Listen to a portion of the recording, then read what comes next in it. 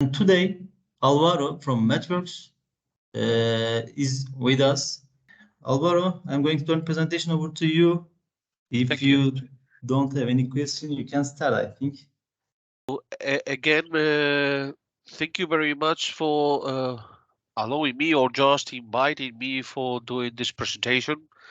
As Yabuz has already mentioned, I am Álvaro Blanco del Campo, and I am a Spanish engineer in electrical engineering. I have a master in communications, mobile communications and radar, and I have a PhD also in radar, in higher resolution radars. And I am here because I am responsible for the RF products at EMEA level for MathWorks. And one of the topics that commonly I cover and I just discuss with my customers all around Europe is about radar. Radar is my field, and I engage with many of the companies in the EU region in how to use our tools to ease their designs and how just to speed up and also make better use of our tools.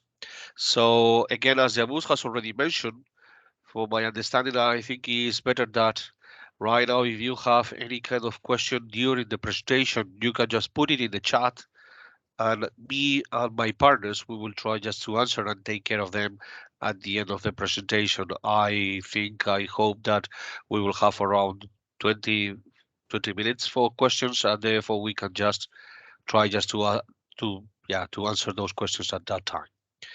So that today you see there what is the title of the presentation is about multifunction radar systems, and what I am going to explain is about what is the vision from MathWorks perspective about how to be able to design or just to develop radar system using not only MATLAB and Simulink, but also other apps, other tools that we do have. In our view, the building blocks of a radar system are, as you see there in the image, their front end, the antenna systems, which are just more or less all together or are just linked or are just quite highly related, in which the antenna systems commonly right now can just be phased arrays, can just be antennas, can be many different things. Then you have the second big block, which is the signal processing, then the data processing, and also the blocks for generating detections and tracks. And finally, one block that is commonly avoided or not explained, which is the resource management and control. One block that is right now quite important because many of the radars are just multifunction and they have just to do many different tasks at the same time. And therefore you have just to schedule the time for each of those functions. We will see an example about that. Also, because it is important to predict and analyze the performance of the radar system in realistic environments, it is essential to consider the effects of environment and the targets. And then we do provide tools in order to be able to model those kind of things, the environment, and just create scenes and scenarios in which, as we will see later, you can just define targets, you can just define the surface, the land surface, if it's sea, if it's land, also the targets that are inside, how they move, what is their behavior, and in the end also define the characteristics of your sensors, which can be not only radar but many other, and then obtain the result. We will see that there are different levels of different kind of results that you can just obtain, and in those ones therefore you will have or detections or IQ signals that you can just use for signal processing afterwards.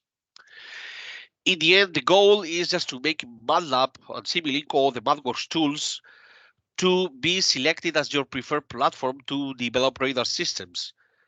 Because in the end, you will be able to not only analyze the performance using real data or synthetic data that you just create, but in the end, you will have a full environment that will just cover all the phases of the design process as you see there below.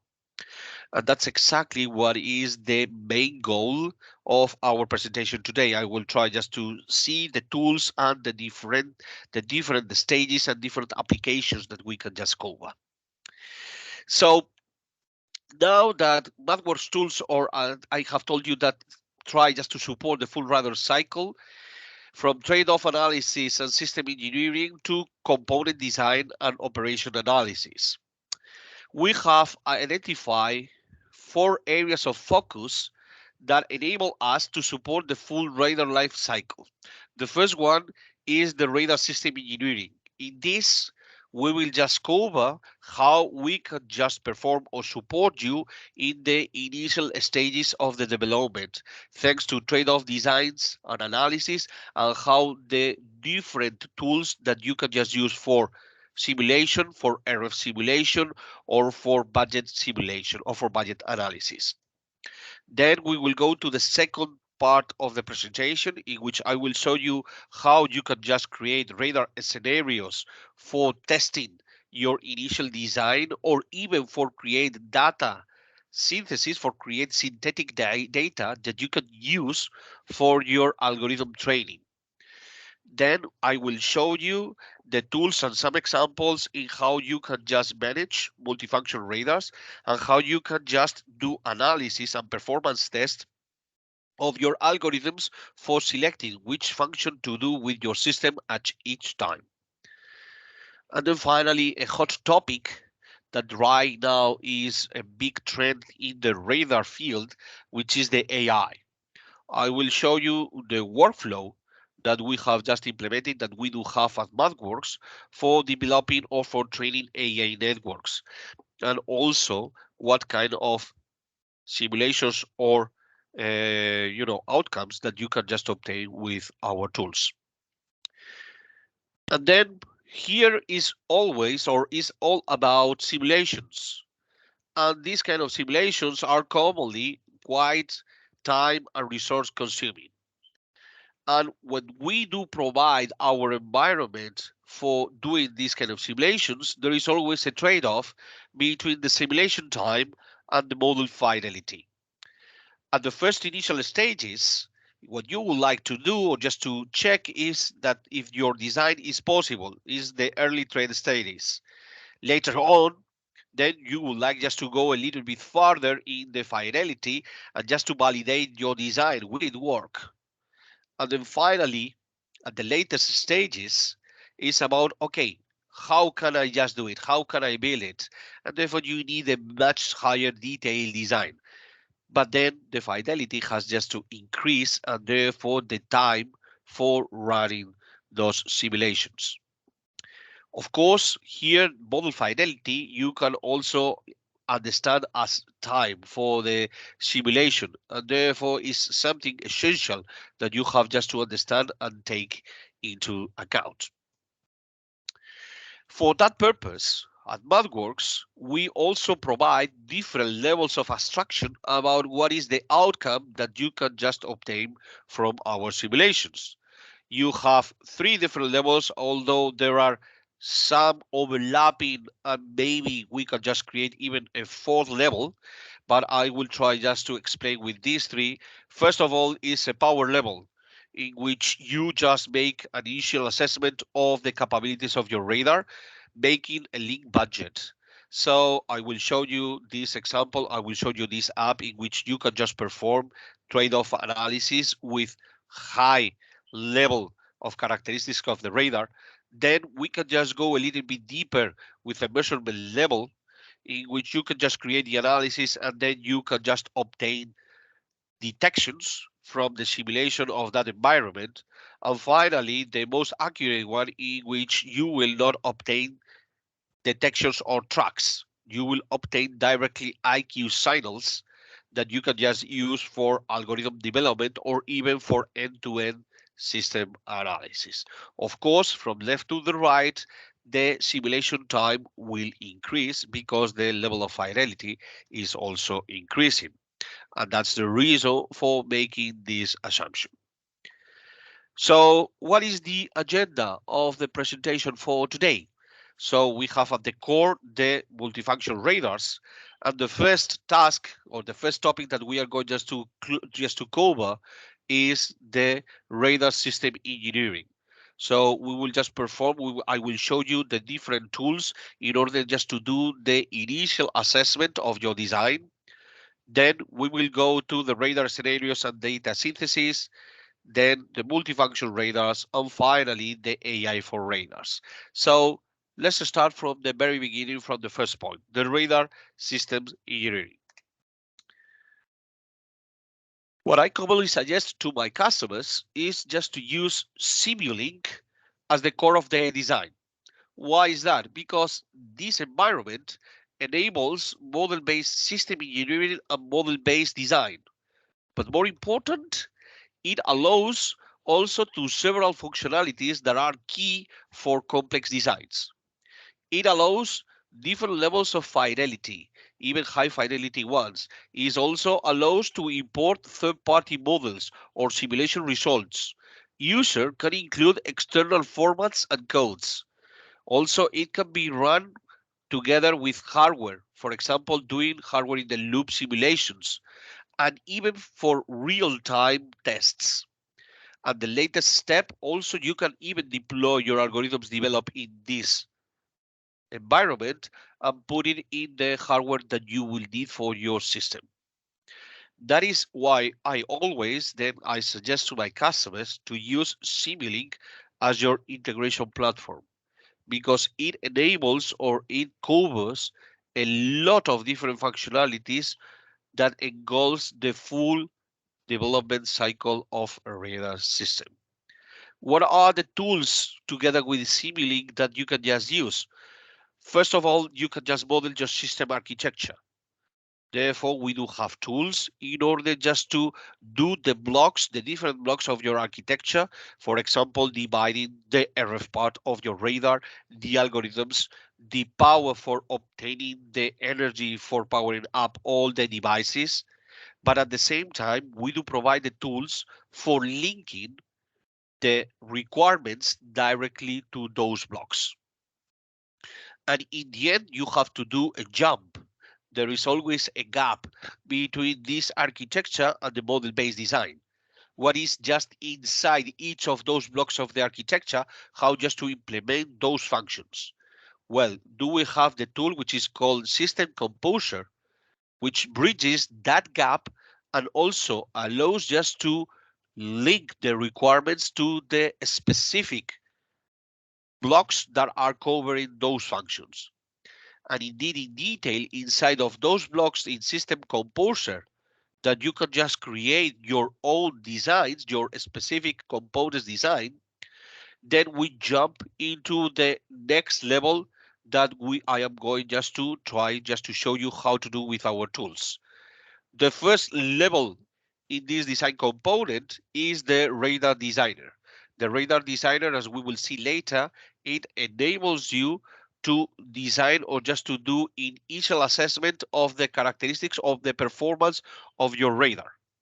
Then you can just jump once you have obtained a certain number of data or characteristics that fulfills your requirements, you can just jump to specific architecture design.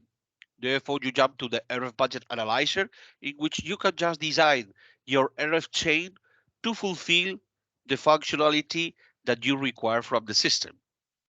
And then from this tool, you jump to the RF block set, in which you can just model the scheme end-to-end of the system together with the RF part and also the channel. But together with that, you can also include the signal generation, the signal demodulation, and if needed, the signal processing and the data processing. And therefore, in that environment, you can just create everything. You can just check how the system performs or how is its behavior. Finally, one topic that you can just include in this RF block set is the antenna. You can create also with our tools the antenna or the arrays that you would like just to use for your system. And therefore, you can just include the design in your RF block set model. Take into account that, again, all of these will be inside each of the blocks of the radar system of the architecture that you are just covering. So we are going from system to components, and then these are the specific tools for the component design that we do provide. We are going right now one by one, checking what is the capabilities and how it can be used each of these tools.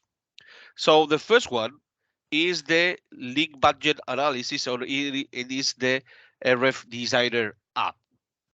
With this one, you can interactively perform link budget analysis. You can use this app in the early stages of a radar system development when you know the requirements of the system and you want to come up with a set of parameters that satisfy those requirements. You can just start with 5 built-in configurations to get a head start. There is a set of visualization available for trade-off analysis, such as stop light chart and range Doppler coverage, to name a few. Also, in the table in the bottom of the GUI, you see the radar performance metrics, such as minimum range or range resolution, and the threshold and objective values for each of those requirements or parameters. The color coding of the last column of the table will indicate if the system performance compared to the performance objectives and thresholds. If the objective is met, then the color is green. If the performance is not meeting the objective but still above the threshold, then the color is yellow, and the red would indicate that the performance is below the threshold. Now, in the next slide, I would like to show you the parameters, including the radar system parameters, as well as the target and environment parameters that you can just define for your link budget analysis. The system parameters include fundamental radar parameters such as operating frequency and peak power, hardware specifications such as noise figure and beam shape loss. You can also consider the process and scanning gains and losses in your budget analysis if you would like to. And of course, if you want to include the effects of targets and environment in your link budget analysis, you can. You can include, for example, target RCS, swirling model, as well as the surface clutter and the precipitation. From this analysis, you can already infer a certain architecture that you would like just to model its performance from system point of view. For example, from this analysis, what you can just come up with is with a certain amount of power that you have just to transmit. And therefore, with this, you can just jump all the bandwidth that you would like to transmit. And then for this, you can just jump to the RF budget app. The RF budget app, as I have mentioned, is the second step.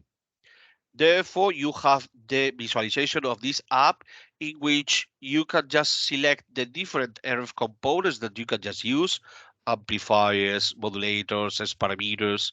Then you have also different graphic interfaces that you can just plot to the budget. You can just plot in the Smith chart, in polar, or in the normal Cartesian axis. Then you have here this part of the GUI, which you have the cascade of the chain that you have come up with the blocks that you are used, as parameters, amplifiers, modulators. Then you have to input for each of the blocks the characteristics of that element. For the S parameters will be the name of the touchstone file. For the amplifier should be the input output impedance, but also the gain or the IP2 and IP3. For the modulator, okay, what are the frequencies? What is the local oscillator? And so on. Finally, then the output of the app will be the cascade budget analysis, in which you will have different output values, like for example, the gain, the noise figure, the IP3. And therefore, you can just analyze it if with this specific design architecture that you have just done, if you meet the requirements or the initial requirements that you would like to fulfill based on the analysis of the previous step of the radar designer app. Like for example, the total output power. And then the final thing that I would like just to mention from this app is that you have the export capability. You can just export to our next step, that is the RF block set. Once you have just come up with a design in which your RF chain fulfills your initial requirements, you can just jump to the RF block set, which indeed I would like just to mention is a Simulink environment. When you just click the export, then your chain is converted in this image that you have at the bottom. And then here you have the blocks that you have just stated, that you have just designed, together with many other blocks at the beginning and at the end. And that's the reason that I explain to my customers to use this workflow, because all these blocks and configurations are just given to you directly, and they are from scratch, difficult to do. Once you have done this, you have already these kind of blocks, you have total availability of the tool to perform different architectures, different trade-offs analysis. The difference between the RF budget analyzer and this environment is that in this environment, in the RF block set, you have a strictly much more freedom. You can just perform absolutely arbitrary architectures. Then you can just perform MIMO structures, as we will see, or you can just perform much more complicated than output and input only cascade analysis like in the RF budget. The important one about this is that you just jump to another level of fidelity, then the simulation is much longer, but in the end, what you can just obtain is simulations like this one, like this example, in which you are just simulating a continuous wave LFM radar that you can just see at the top left of the image, in which you have the section of the transmitter and receiver with the signal generation and the signal processing. And then also the channel, which in this example is just free space propagation, and then the characteristics of the target. Moreover, what you can just obtain here are just examples you can just put in different parts of your design, for example, spectrum analyzers or scopes to see the evolution in the time domain of the signal. And together at the output also, or even you can just complicate and do spectrograms analysis.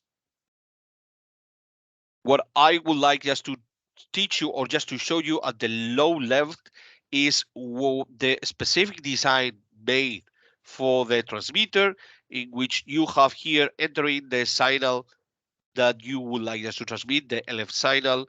Then you have the RF chain with the different blocks. Then you have here a coupler for obtaining the sample for the local oscillator, and also to transmitting the signal to the antenna. Take into account that here we are just being able to gather all together. Again, we are just doing the generation of the signal. Even you can just call a specific file in which you have just recorded your specific signal that you would like to transmit. Then you have the signal processing here scheme that you would like. You can just do all the signal processing that you would require. It can be do FFTs, do specific algorithms that you would like to, MTI, whatever. Here you have complete freedom to do those kind of analysis. And finally, another thing that I would like just to mention is that in the transmitter, you have here an antenna block. An antenna block that lets me or allows me to jump to the antenna design. Because now at MathWorks, we have also tools to analyze and to design antennas. It is a full wave electromagnetic simulation using method of moments in which you can just define your antenna, like for example, the frequency and also the frequency points in which you would like us to do the analysis. And then you have different outputs that you can just plot. You can just plot the antenna itself, the current distribution, the 3D radiation pattern of the antenna, the impedance of the antenna, also the S parameters you can just plot.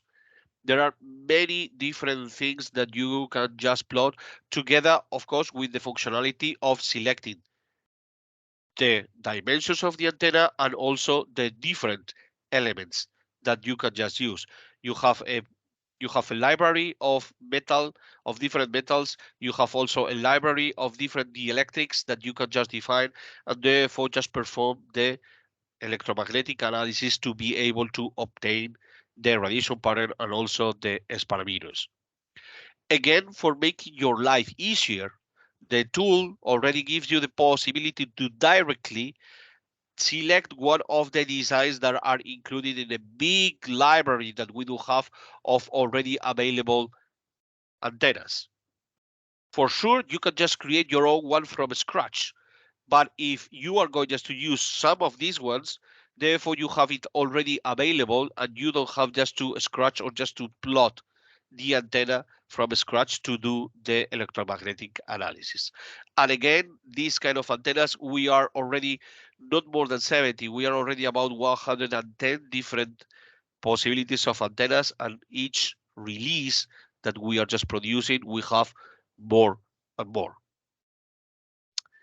Then, as a summary of the radar system engineering, what we have seen is that I have just explained to you that we can just give you one environment to simulate end-to-end system. Then the capability of our tools to bridge between system engineering with model-based design. And more important, to be able to link and track requirements with your designs all together. And therefore, this can be also done in an iterative manner. What means if you just change the requirements, then the app will tell you that the design should have just to be tested if the new requirement is met or not. Also, I have shown you different apps to ease your task of designing the system and the component, and what is the workflow that I suggest you in order to perform radar design.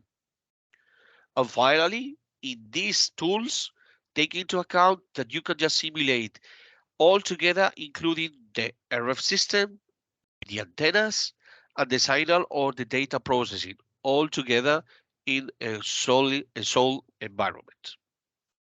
Therefore, right now, we have just ended up with the radar system engineering section, and then I am going just to jump to the second one, which is the radar scenario and data synthesis.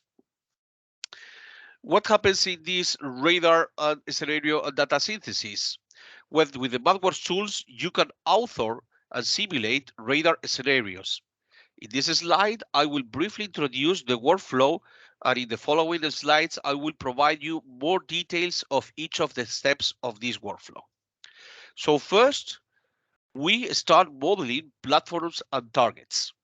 We will see different ways of designing the radar cross-section for these platforms and also for the targets. After that, we model the effects of the environment, which includes the clutter that can be from land or sea surface and the refraction due to the atmosphere. Then you just define the trajectories for the platforms and the targets that they are going to perform in your scenario.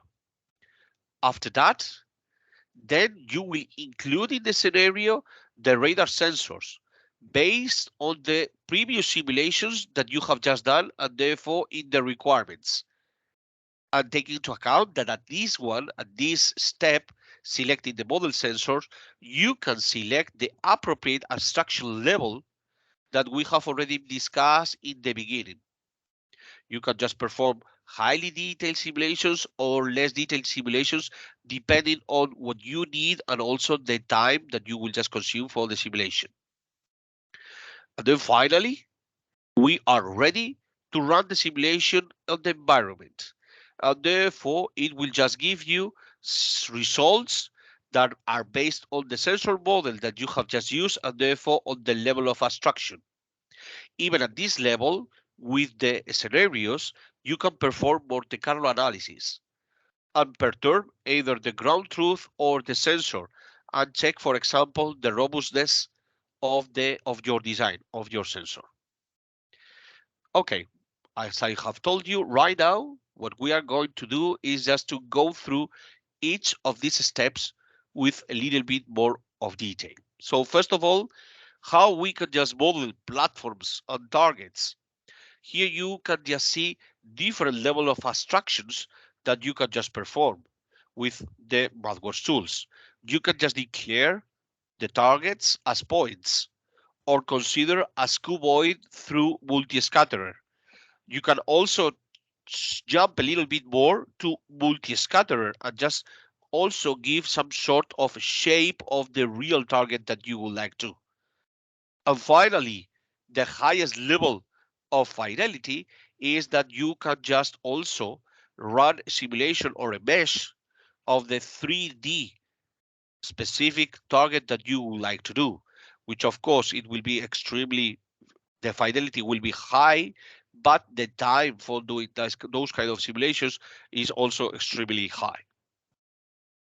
And this regarding the level of accuracy that you would like to point, cuboid, multi-scatterer, and mesh, then you have different possibilities for obtaining or for making the simulation. For the point, you can just define the radar cross-section. For the cuboid, you can just do very simple analytics results because there are closed forms to obtain what is the radar cross-section. For the multi-scatterer, you can just do superposition and take into account that also in this multi-scatterer, you have the possibility to perform moving targets also inside the target itself, not translational, but inside. For example, here you can just model a bicycle in which the wheels are turning, but also the legs and the arms of the cyclist can just move. And finally, with the mesh, you can just run electromagnetic solver and therefore perform also the radar cross-section, but through EM simulation, which is the highest fidelity.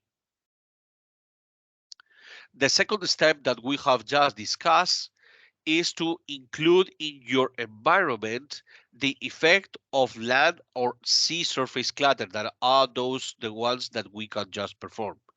In the next couple of slides, I will talk you about the land and the sea surface clutter. So just briefly, what you can just perform is these two images that I am showing here.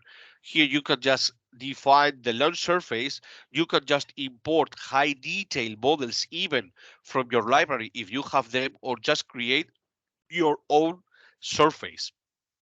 And then define for each of the pixels, if you want, even you can just go to the pixel level, what is the reflectivity of each of those pixels, or define different areas or regions and define the reflectivity based on that.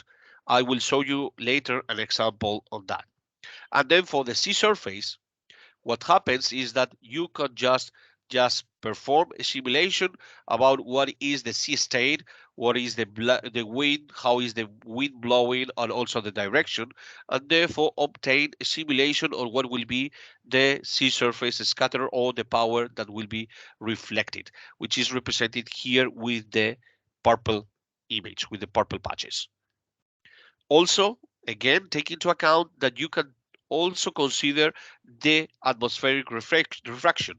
You can just model what is the humidity in the atmosphere and therefore even model different behaviors based on the environment conditions. Can be pressure, altitude, water vapor.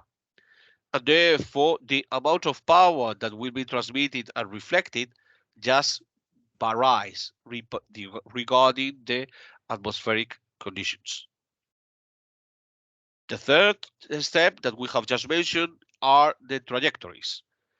Here in the trajectories, we do have a specific tool and a specific app that is just the environment designer app, in which you can just create, you can just define directly the platforms, the number of platforms, how the platforms are just going to move, even in 3D, and therefore to be able to do very complex environment in a very simple and fast way. Regarding exactly the trajectories, the possibilities that we do give you is just to define different frames or different axes to define the the different trajectories of the targets and the platforms. Therefore, based on that, you can just define different ways of moving the targets, and therefore all together in the environment, you can just have different platforms and several platforms moving with different movements and with different reference systems. Also, there are two different levels of accuracy that you can just perform for radar to plot in, just to place in the environments. Also take into account that in these scenarios, you don't have only radar, but you can just also include cameras or inertial navigation systems, for example, or even LiDARs, and then just perform the simulation in that environment. And regarding the different level of radars that you can just perform, you can just have two different levels. It can be detections or clusters, like you see here.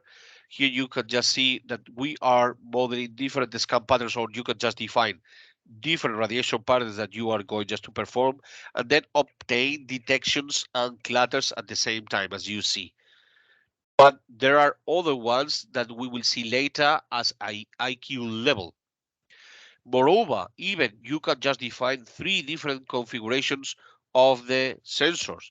It can be of the radar, it can be monostatic, it can be biostatic, or even you can also simulate passive sensors like an ASM in order to detect electromagnetic radiation elements.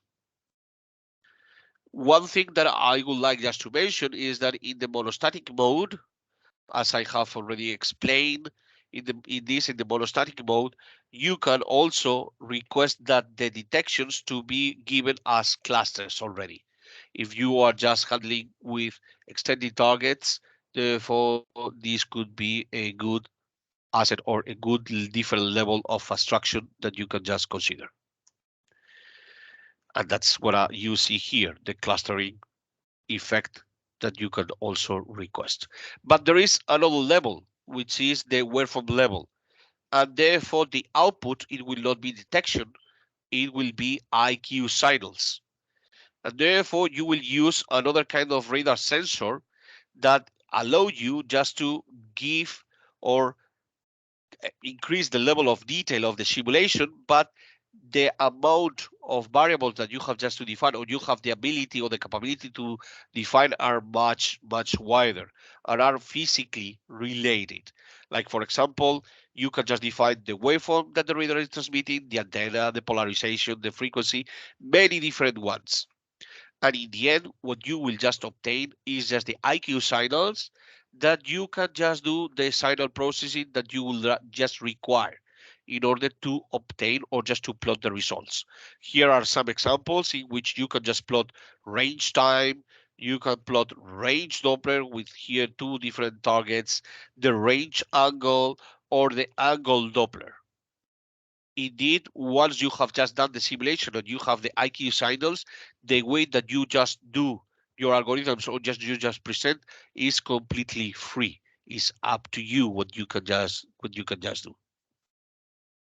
What I am going to do right now is I am going to present three different examples of using this workflow to model different scenarios.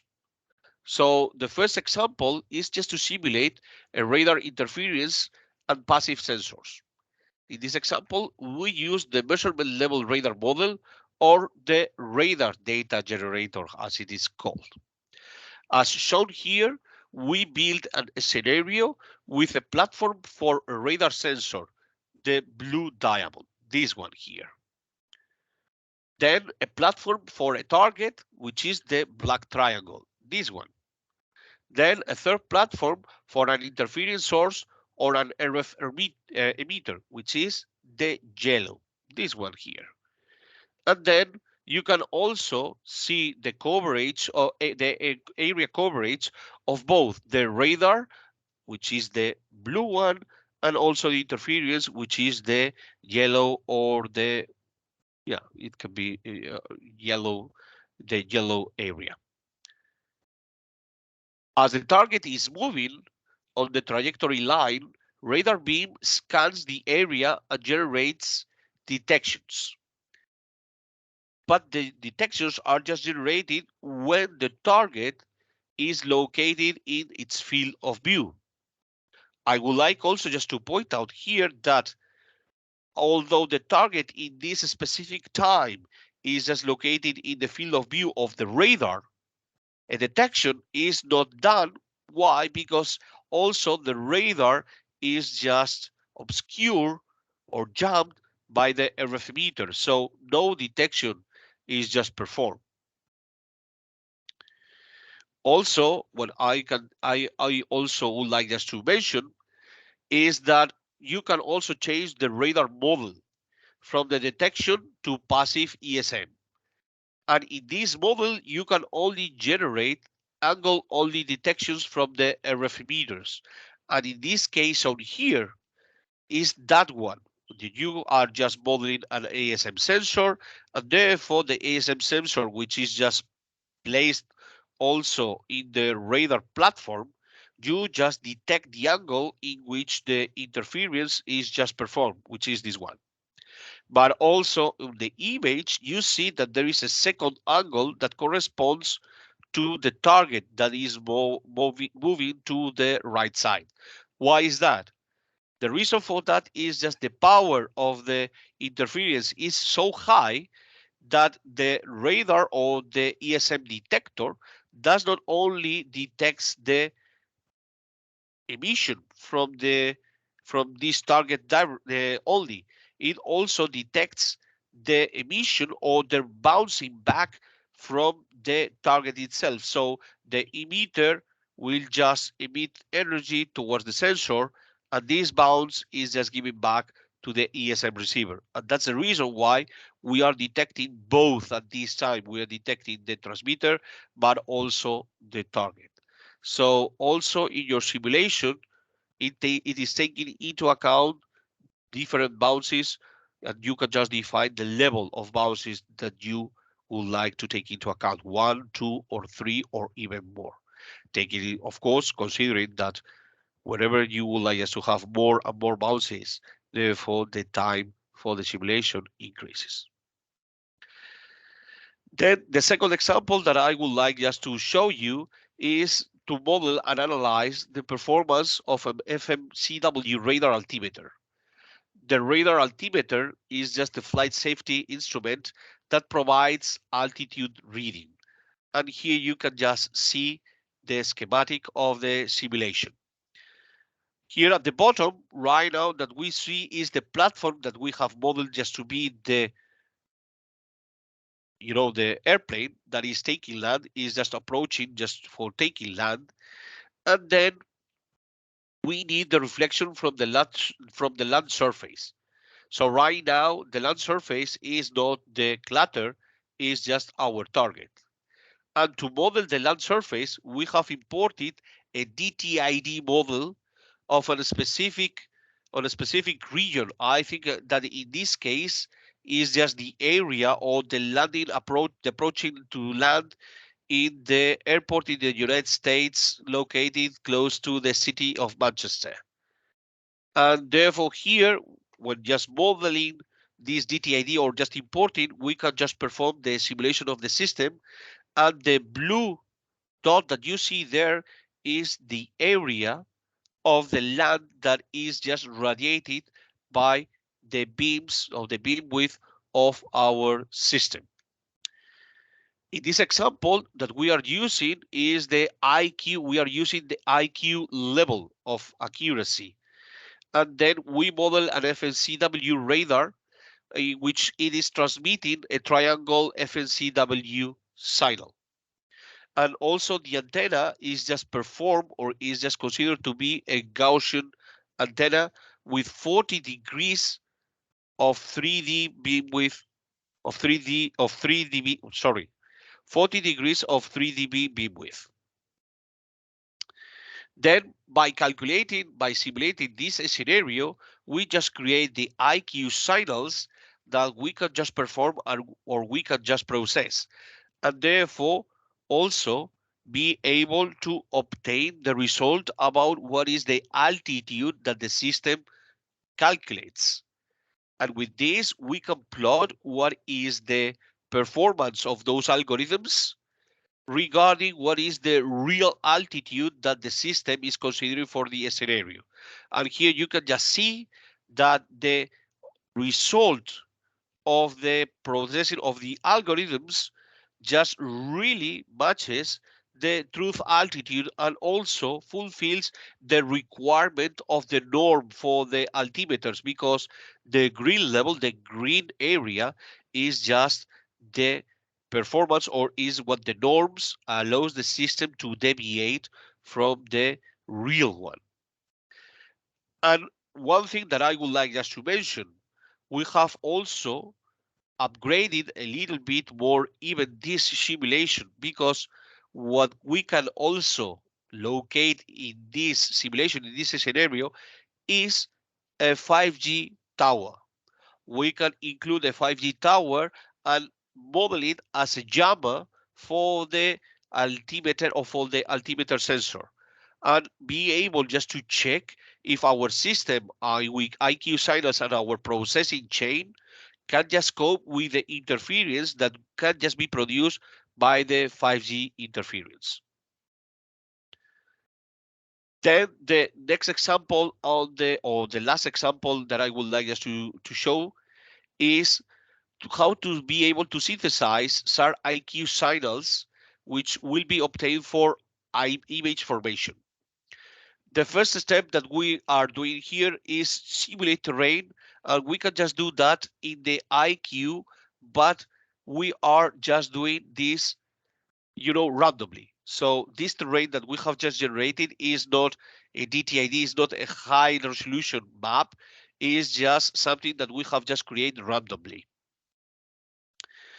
Then when we have done that, we just place in that area 3 targets and define the radar trajectory with the length of the antenna, that in this case is 6 meters, and also the squint angle, which is 0 degrees for a broadside operation.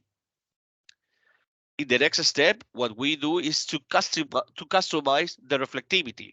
As I mentioned before, we can just define the reflectivity of our surface depending on different parameters, even pixel by pixel. But here, what we have just done is by altitude, we have just defined that below a certain level, then the area we consider are just boots, and then above that one are just hills, are just terrain. And therefore, the reflectivity from those two different regions is, of course, different. And then by running the simulation, therefore, we can just obtain the IQ data that you see on the image. That will be the raw IQ data. This data, again, you can just create libraries of data, making variations about the environment that you are just simulating, and then use that library for training your signal processing schemes. And that's the one that we are going to do. We are going just to see one signal scheme that we have just performed. Here we have the raw OQ data. And then what we are going to do is just to pass this data through range migration processing to generate the SAR image. So the first step is just to perform an FFT, which is two-dimensional, and then this transforms the SAR signal into the wave number space. Then the second step will be the match filtering, in which the algorithm focuses the image using a reference signal. Then we have the stalled interpolation, in which, thanks to the differential focusing, then we can just focus the reminder or finalize the focusing of the targets. And then finally, the IFFT to come back, to way back from the frequency domain to the time domain and just obtain the image. And then that is what you obtain at the output of this processing. Take into account that here we have just defined our range migration processing, but you can just do the processing that you would like to. You can just create your own scripts, your own functions, and use them. and then check what is the output. In this example, what I can tell you is that there is only 2 visible targets. And the reason for that is because one of the targets is not visible because it's obscured, is shadowed by the by the hills, by some of the hills. And that is the reason there is no energy bouncing back from that target, and therefore it doesn't appear in the image. So please be aware about the level of fidelity that you can just obtain and what is the extremely highly flexibility of this simulation scheme, because first you just define your own scenario, you just define the location of the targets, the behavior of the targets, what is your sensor, how your sensor is behaving, and then you just obtain the IQ signals in which you can just use for check the functionality of your signal processing, or even if you would like to do AI processing, as we will see later, you can just train those networks to perform the best possible solution. Then this ends with the second part of the presentation, and then we start with the third one, which is the multifunction radar. And what we are going to do here is that a multifunction radar, or a multifunction commonly phased array radar, perform multiple tasks at the same time, or just wants to do it at the same time, including, for example, searching, tracking, classifying, or even communicating with other systems, or even protecting against interference. Then having a phased array front end provides agility in the beam steering and switching between different beams. And these functionalities are commonly multiplexed not only in time, but also in angle. And each of these functionalities requires certain resources, such as signal bandwidth or the beam width. And we all understand that there are several constraints on the available resources.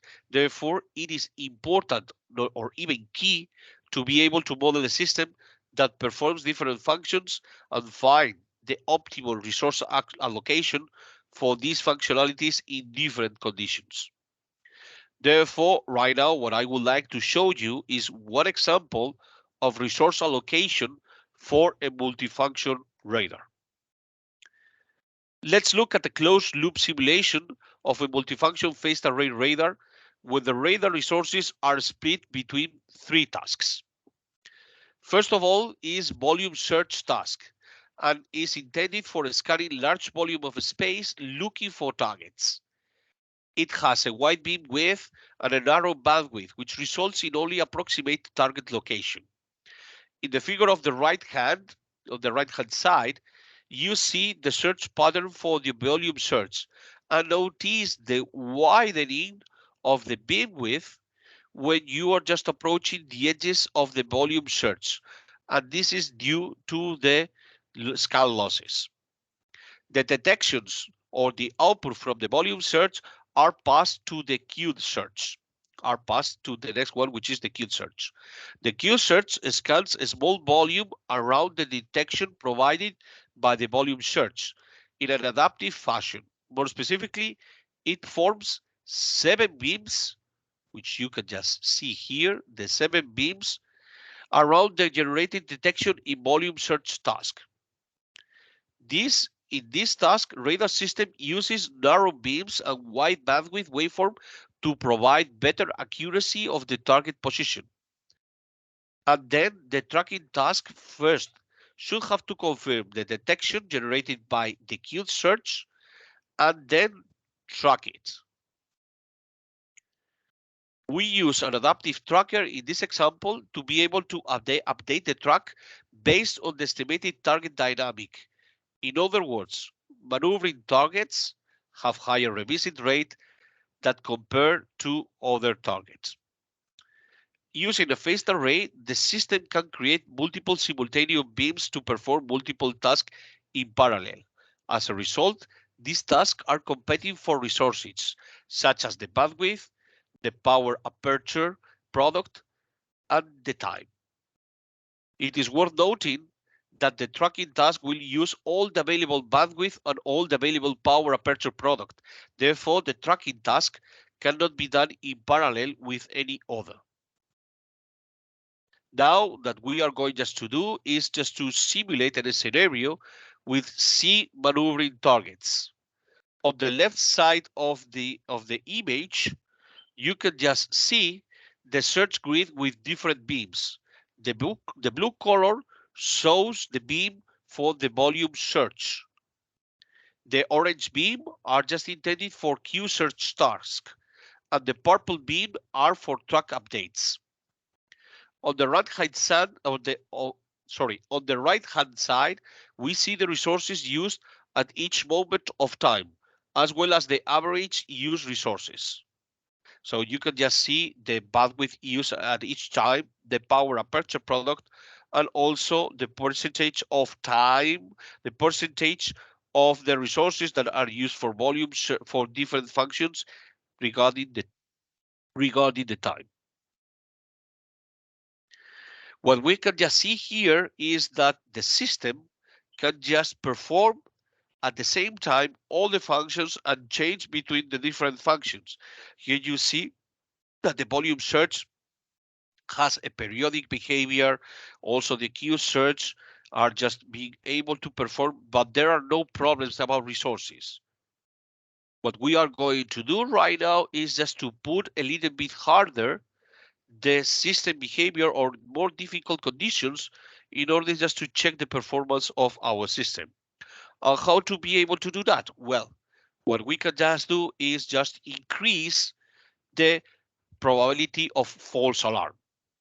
When we increase the probability of false alarm, we see that at the very beginning, then the system is already detecting a lot of possible targets in one area and is designing a lot of resources for tracking confirmation the targets that are just being detected in that region.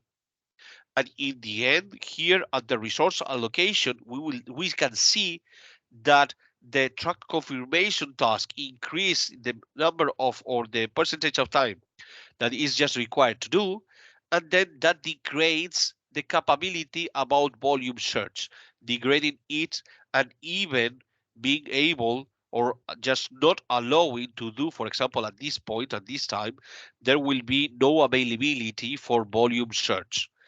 Therefore, we are degrading the capabilities of our system, only just increasing the false alarm rate.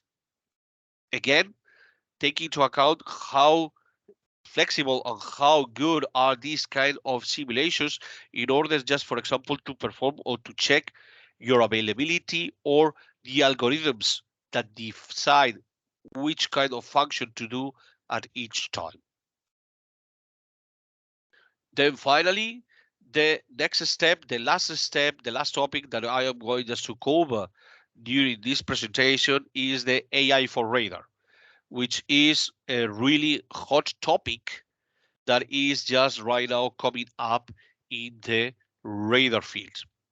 And what I am going to do, most of these topics, I would just be able to speak a lot of time, hours for each. But for AI radar, believe me that I can just spend more than 1 day. And although it just deserves its own session, I am going just to explain briefly what is the workflow that you can just have or you can just follow using our tools, explaining the pain points or the main points of the workflow, and then I will show you a brief example. So what is the workflow that we just provide? The workflow for deep learning starts with creation of the datasets, datasets, or accessing the datasets that maybe you also already have. You can either work with recorded data from real hardware or synthesize data with the radar scenario workflow that we have already seen before. Remember that I told you that with the scenarios you can just create synthetic data. Well, that synthetic data and the variations that you can just perform can be used or can be understood to create datasets. To train a neural network, you need a large, good quality data set, and this data needs to be labeled. Now, labeling is a time-consuming and repetitive task, but it is essential. It's key for this workflow. With the signal labeler app, you can actually automate the labeling of synthesized or recorded data sets. Then you preprocess and transform the data to make it more suitable for training the network for your application. For example, if you are using networks that are working with images, you can transform the IQ signal into time frequency images and use that for network training. Also for radar wireless specific expertise and tools, for radar and wireless specific expertise, tools play a key role when preparing and preprocessing data to train the networks, especially since you won't find quite as much published research in these application areas as you can find for applications based in computer vision. You might also be dealing with large amount of recorded data. Besides labeling it, you might need to perform some augmentation and transformation of all of the data. Features such as data store and image store come in handy in this situation, which will enable you to work with these large data sets. Next is to develop predictive models that train the models with the data that you have prepared. Either you are designing the models from scratch or modifying an already developed model that you can just use for this specific task. You can just use the Deep Network Designer app, in which you can just have a good head start. There are also tools available for managing and optimizing the training process. Once you are satisfied with the outcome of training and the performance of the network, what you would like to, or what you want, is to deploy that into a desktop app, cloud, or embedded devices. And we are going just to speak a little bit briefly after this slide about that. But it is important to note that this is an iterative approach. For example, you might not be satisfied with the performance from the network, and then you can just go back to step 1 to generate more data, or to step 2 to apply different transformations. And then the network or the train of the network with new data could just improve the network performance. Again, I have already just mentioned that you can also have, or you can just do deployment. For deployment, we have a unique code generation framework that allows models developed in MATLAB to be deployed anywhere without having to rewrite the original model. This gives you the ability to test and deploy the entire system and not just the model itself. MATLAB can generate native optimized code for multiple frameworks, and it gives you the flexibility to deploy to lightweight, low power embedded devices, such as those used, for example, in cars, low-cost rapid prototyping boards, such, for example, Raspberry Pi, or edge-based IoT applications, such as sensor controllers or machines in a factory. But again, the main message here is that depending on the hardware that you would like to deploy, we have a specific tool and a specific workflow to allow just to ease the deployment process. Now we come back again to the AI example that I would like just to show to you. And in this one, we would like just to remove the maritime clutter from the PPI images that we can just obtain from a radar. We use the radar scenario workflow to synthesize the data required from training and validation of the network. And then we do have a maritime radar scanning the surface with 360 degrees rotation. And the beam pattern in the environment in the simulation is shown in the figure here at the top left of the image. The target shown in the picture is modeled by a number of point scatterers for allowing extended target simulation. And the sea surface motion is modeled with the built-in, so we already provide you this model, Hawley model. Its training data includes a pair of synthetic radar PPA images. So these are the inputs to our neural networks. And these two images, one has both clutter and the extended target returns that you can just see here at the left. And then at the right, you see the image in which you have only the target bounces or the target echoes. Both surface parameters and target parameters are varied to generate 84 pairs of synthetic radar images. And those are the training data set. Those images form the training data set to train the network. To evaluate the network performance, then what we do is just to provide a new input that is not part of the training sequence of the training data set. And the output of that one you can just see here at the bottom right. This image is different from any of the training data set that we have just used for training the network, and is just given as an input for the trained neural network. And this is the output. First of all, it's worth of mentioning that you can just see both targets detected, but also there are many powerful bounces or echoes coming from very close targets. The remaining high power clutter near the center of the image could be removed if we just perform a spatially aware layer, such as a fully connected layer, or also by preprocessing the original image to remove the range dependent losses. So the why is this happening here is because we haven't just performed or just made the pre-processing or just trained the neural network also to encounter with these really high clutter echoes in close range places. But again, this can just be done later, or we can just go back and then train the data also to be able to remove these close echoes. But again, here, this example is just intended or just wants just to showcase the capability of creation environment, defining your target, create data sets, train your neural network, and do all the stuff for allowing the neural network to deal with the data set, and then obtain a result from another simulation. And I think this is a really powerful workflow in order just to develop neural networks for such kind of applications. Again, here, what I would like just to mention is that the simulation of one of those environments can just be extremely expensive in resources and time consuming. At MathWorks, we also provide tools to ease the pain or the time consume the time for doing these kind of simulations. We do have different tools that could just allow you even to take care or take advantage of the multiple cores of your computer.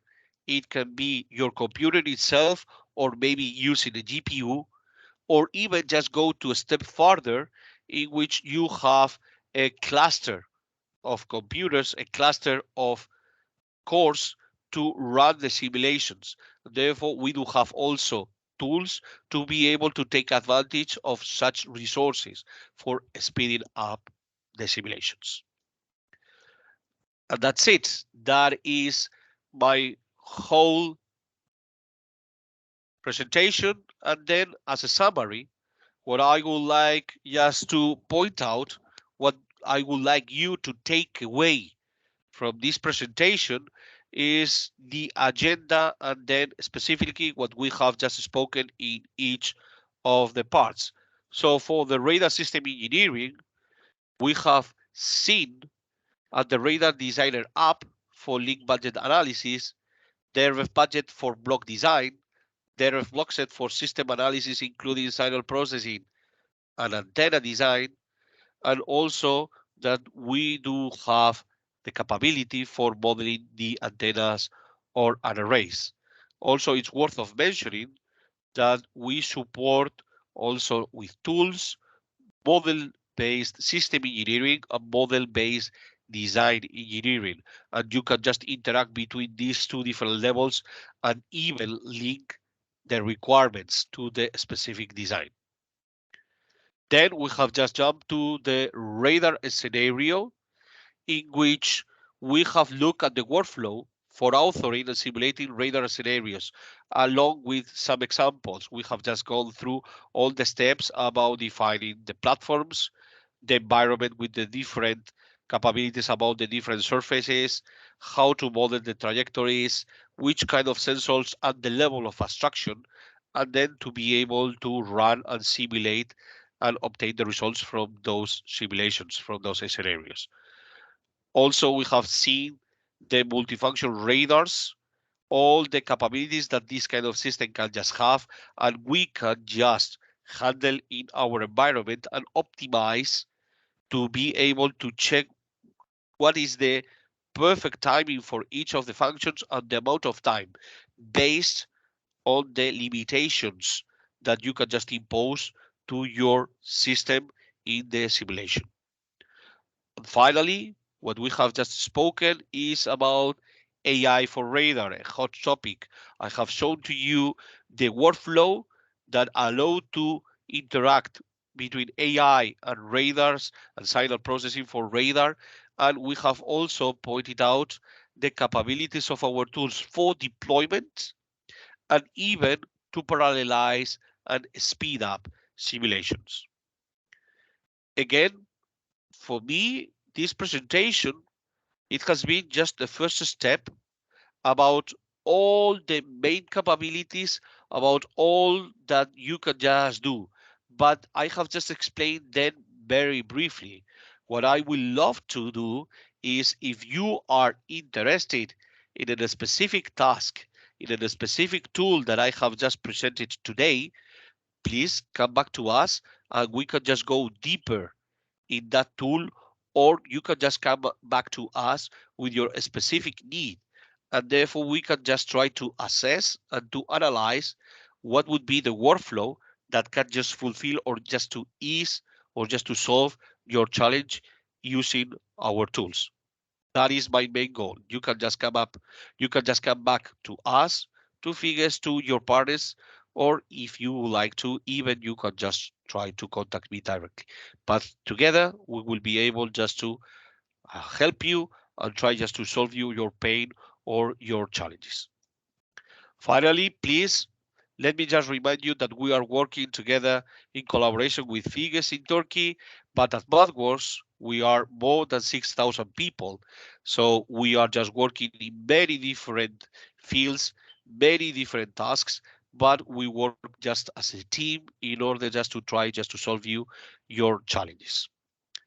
Thank you for attending this presentation. And right now, it's just time for Q&A. Thank you very much.